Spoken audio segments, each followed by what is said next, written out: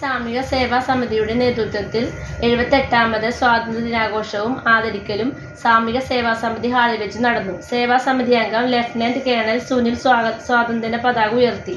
സ്ഥാപക ഭരണസമിതി അംഗങ്ങളുടെ പേരിൽ രേഖപ്പെടുത്തിയ ഫലകം ആദ്യ കമ്മിറ്റി അംഗമായിരുന്ന കെ വിശ്വനാഥൻ അനാച്ഛാദനം ചെയ്തു. ചടങ്ങിൽ president M A. Mohan, secretary K P. Babu, ഖജാൻജി A V. Unnikrishnan, vice president Pradeep Poothery, committee അംഗങ്ങളായ ജയരാജ്, സത്യപാലൻ, സുനി, ബൈജു, വിജയരാജ്, ശ്യാമള രാജേന്ദ്രൻ, പി.ഡബ്ല്യു.വി. ദിവാകരൻ, രാജൻ തുടങ്ങിയവർ പങ്കെടുത്തു. ലഫ്റ്റനന്റ് കേണൽ സുനിലിനെയും കെ വിശ്വനാഥനെയും ചടങ്ങിൽ ആദരിച്ചു. സമിതി സ്ഥാപിച്ചിട്ട് 62 വർഷം പൂർത്തീകരിച്ചു. ആദ്യകാലങ്ങളിൽ ഒരു മരണം നടന്നു കഴിഞ്ഞാൽ അതിൻ്റെ കാര്യങ്ങൾക്ക് വേണ്ടി ബുദ്ധിമുട്ടിയിരുന്ന, അതിൻ്റെ സംസ്കാര ചടങ്ങുകൾക്ക് വേണ്ടി ബുദ്ധിമുട്ടിയിരുന്ന ആ ഒരു പഴയ കാലത്തിൽ നിന്നും ഇന്നത്തെ സാമൂഹിക സേവാ സമിതിയുടെ ഈ നിലയിലേക്ക് എത്തിച്ച ആ പഴയ ആൾക്കാരുടെ പേരുകൾ ഏറ്റവും ആ ഒരു ദീർഘവീക്ഷണത്തോടുകൂടി നമുക്ക് വേണ്ടി ഇത് ഒരു സാമൂഹിക സേവാ സമിതി എന്ന് പറയുന്ന ഒരു പ്രസ്ഥാനത്തിലേക്ക് മാറ്റിത്തന്ന അന്നത്തെ ആ അധികായന്മാരെ അങ്ങനെ തന്നെ പറയുക. കാരണം അന്നത്തെ കാലത്ത് ഇതിനു വേണ്ടി ശ്രമിക്കുക എന്ന് പറയുന്നത് തന്നെ വളരെ ബുദ്ധിമുട്ടാണ്. അതിനുവേണ്ടി തുനിഞ്ഞിറങ്ങി വളരെ കഷ്ടപ്പെട്ടും അതിനുവേണ്ടി ഒരു സ്വരുക്കൂട്ടി, ചെറിയ ചെറിയ പൈസകൾ സ്വരുക്കൂട്ടി വെച്ച് നമുക്കെല്ലാവർക്കും വേണ്ടി ഇന്നത്തെ ഒരു പ്രസ്ഥാനത്തിലേക്ക് മാറ്റിത്തന്ന അന്നത്തെ സ്ഥാപക ഭരണസമിതി അംഗങ്ങളെ ഈ അവസരത്തിൽ ഓർക്കുകയും അവരുടെ പേര് ആലേഖനം ചെയ്ത ഒരു ഫലകം അന്നത്തെ കമ്മിറ്റിയിലെ അവസാനത്തെ അംഗം എന്ന് പറയുന്ന കമ്മിറ്റി അംഗമാകുന്ന വിശ്വാമിത്രനെ കൊണ്ടാണ് അത് ചെയ്യിക്കുന്നത്. ഇന്ന് ഇവിടെ സന്നിഹിതരായിരിക്കുന്ന അന്നത്തെ ഇക്കണ്ണ മാഷിന്റെ വീട്ടിലെ ആളുകളുണ്ട്, സെക്രട്ടറി ജയചന്ദ്രന്റെ ഭാര്യയുണ്ട്, ഒറ്റനവധി എല്ലാ കമ്മിറ്റികളും സ്ഥാപക നേതാക്കന്മാരുടെ വീടുകളും അവരുടെ കുടുംബാംഗങ്ങളും എല്ലാവരും എത്തിച്ചേർന്നിരിക്കുന്ന ഈ സുലഭമായ ഈ നിമിഷത്തിൽ അത് ഈ ഫലകം ഉദ്ഘാടനം ചെയ്യുവാനായിട്ട്, അനാച്ഛാദനം ചെയ്യുവാനായിട്ട് നമ്മുടെ പ്രിയങ്കരനായ ഇന്ന് ജീവിച്ചിരിക്കുന്ന നമുക്ക് നേതൃത്വത്തിലേക്ക് വഴികാട്ടിയായി നിൽക്കുന്ന വിശ്വാമിത്രനെ സാധനം ക്ഷണിച്ചുകൊള്ളും. പ്രധാനപ്പെട്ട സാമൂഹിക സേവാ സമിതി ഭരണസമിതി അംഗങ്ങളെ, സമിതി മെമ്പർമാരെ വളരെയധികം കഷ്ടപ്പാടുകൾ അനുഭവിച്ചുകൊണ്ടാണ് ഞങ്ങൾ ഇതിന്റെ തുടക്കം കുറിച്ചത്. തൊട്ടുകിഴക്കെ വീട്ടിലെ വാപ്പൻ മരിച്ചതിന് ശേഷം മാസ്റ്റർ, ഞങ്ങളുടെ ഗുരുനാഥനായ ഇക്കണ്ട മാസ്റ്ററുടെ നിർദ്ദേശപ്രകാരം ഞങ്ങൾ ഒരു യോഗം കൂടുകയും അതിൽ വെച്ചിട്ട് ഞങ്ങൾ ഇതിന്റെ ഉദ്ഘാടനം നടത്തുകയും അവിടെ മുതൽ ഞങ്ങളിത് ആരംഭിക്കുകയാണ്. 4 അണയാണ് അന്നത്തെ വരിസംഖ്യ. അങ്ങനെ ഞങ്ങളത് ആരംഭിച്ച് ഈ വരിസംഖ്യ പിരിക്കാൻ, ഒരു മാസത്തെ വരിസംഖ്യ പിരിക്കാനായിട്ട് 2 മാസം 3 മാസമൊക്കെ നടക്കണം. ഞങ്ങൾ അത്രക്ക് കഷ്ടപ്പാടാണ്. കപ്പലിന്റെ പിണ്ണാക്കും പരക്കിഴക്കും നിന്ന് ജീവിച്ചിരുന്ന കാലഘട്ടത്തിലാണ് ഞങ്ങളിതുണ്ടാക്കി. അന്ന് ഒരു മരണം ഒരു പാവപ്പെട്ടവന്റെ വീട്ടിലുണ്ടെങ്കിൽ നാട് മുഴുവൻ നടന്ന്, ഭൂവുടമകളുടെ വീടുകളിലും നടന്ന് ഭിക്ഷയാചിച്ചാണ് ആ ശവസംസ്കാരം ഞങ്ങൾ നടത്തിയിരുന്നത്. അങ്ങനെ ആ കഷ്ടപ്പാടിൽ നിന്ന് ഒരു ഭോജനം കിട്ടാൻ വേണ്ടിയിട്ട് ഞങ്ങളുണ്ടാക്കിയ സ്ഥാപനമാണ്. എല്ലാവരും പോയി, ഞാൻ മാത്രം ബാക്കി. ഇതൊരു നല്ല രീതിയിൽ പ്രവർത്തിക്കാൻ ഈ പ്രാവശ്യം വന്ന കമ്മിറ്റിക്കാരെങ്കിലും ആദ്യ പാഠം മുതൽ വായിക്കാൻ തുടങ്ങിയത് കൊണ്ടാണ് ഇതിപ്പോൾ സാധിച്ചത്. അല്ലായിരുന്നെങ്കിൽ സാധാരണ വരുന്ന കമ്മിറ്റിക്കാർ വരുന്നിടത്ത് ആ പാഠം മുതൽ വായിച്ചു പോകും. ഇവരതല്ല ചെയ്തത്, 1-ാം പാഠം മുതൽ വായിക്കാൻ തുടങ്ങി. അതുകൊണ്ട് ഇത് നടത്ത്, അല്ലെങ്കിൽ ഇത് നടക്കില്ല, ഈ ശരി വരാൻ സാധിക്കില്ല. ഇനിയും എല്ലാവരുടെ അനുഗ്രഹങ്ങളോടുകൂടി ഇനിയും നമ്മൾക്ക് ഒരു പിടി ശത്രുക്കളുണ്ട്, ഇപ്പോഴും ഉണ്ട്. നമ്മളുടെ കൂട്ടത്തിൽ തന്നെ ശത്രുക്കൾ നമുക്കുണ്ട്. എന്തെല്ലാം കാര്യങ്ങൾക്ക് ശത്രുത ഞങ്ങൾ അനുഭവിച്ചിട്ടുണ്ട്. ഞങ്ങളുടെ പ്രവർത്തനം വളരെ നല്ല രീതിയിലാണ് പോകുന്നതെന്നുള്ള വിലയിരുത്തൽ കൂടെയാണ് ഞങ്ങൾ പോകുന്നതെങ്കിൽ അത് തെറ്റുകുറ്റങ്ങളെല്ലാം ചൂണ്ടിക്കാണിക്കുവാൻ എല്ലാവരോടും പറയാറുണ്ട്. അത് ഞങ്ങളാരും ഇത് പഠിച്ചിട്ടോ അല്ലെങ്കിൽ ഇതിന് വളരെയധികം ക്ലാസ്സുകൾ നേടിയിട്ടോ ഒന്നും വാങ്ങുന്ന ആൾക്കാരല്ല. ഒരു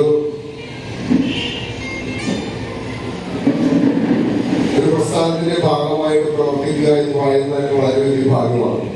അതും ഈ 58 വർഷം പൂർത്തിയായ ഈ പ്രസ്ഥാനത്തിന്റെ ഭാഗമാകുമ്പോൾ അതിൽ മധുരം കൂടും.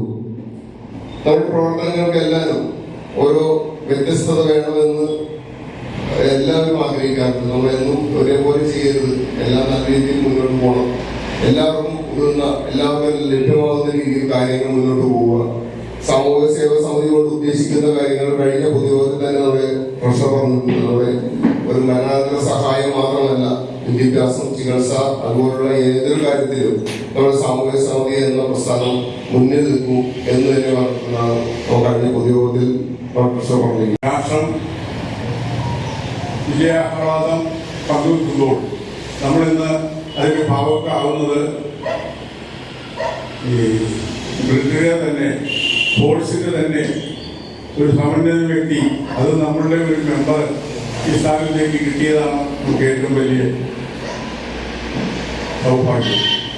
രണ്ടാമത്തെ നമ്മുടെ കാര്യം, ഈ പ്രസ്ഥാനം തുടങ്ങിയിട്ട് 62 വർഷമായി എന്ന് പറയുന്നു.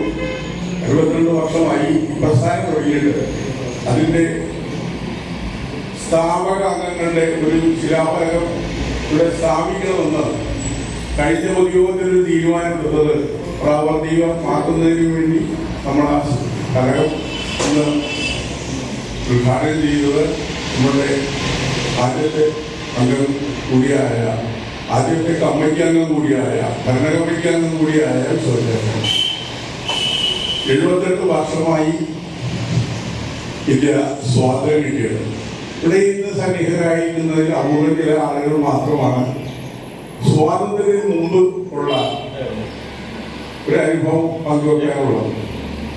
ബാക്കിയുള്ള പുതിയ തലമുറക്കൊന്നും സ്വാതന്ത്ര്യത്തിന് മുമ്പുള്ള ഭാഗം എന്താണ് എന്ന് ചോദിച്ചാൽ പ്രത്യേകിച്ചൊന്നും അവർക്ക് അറിയാൻ കഴിയും.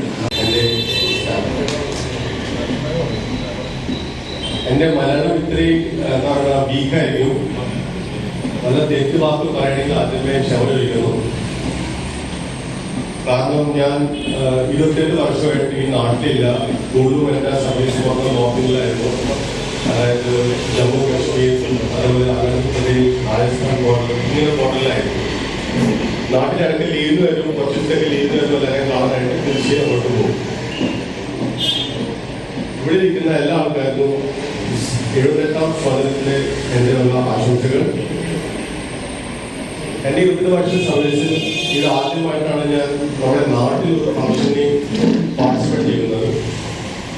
അതിലെന്നെ വിളിക്കാൻ നല്ല മനസ്സ് കാണിച്ച എല്ലാ ഭാരവാഹികൾക്കും അതുപോലെ തന്നെ ഇവിടെ വന്നിരിക്കുന്ന എല്ലാ അംഗങ്ങൾക്കും എൻ്റെ മനസ്സ് നിറഞ്ഞ ആശംസകൾ, നന്ദി ഞാൻ രേഖപ്പെടുത്തുന്നു.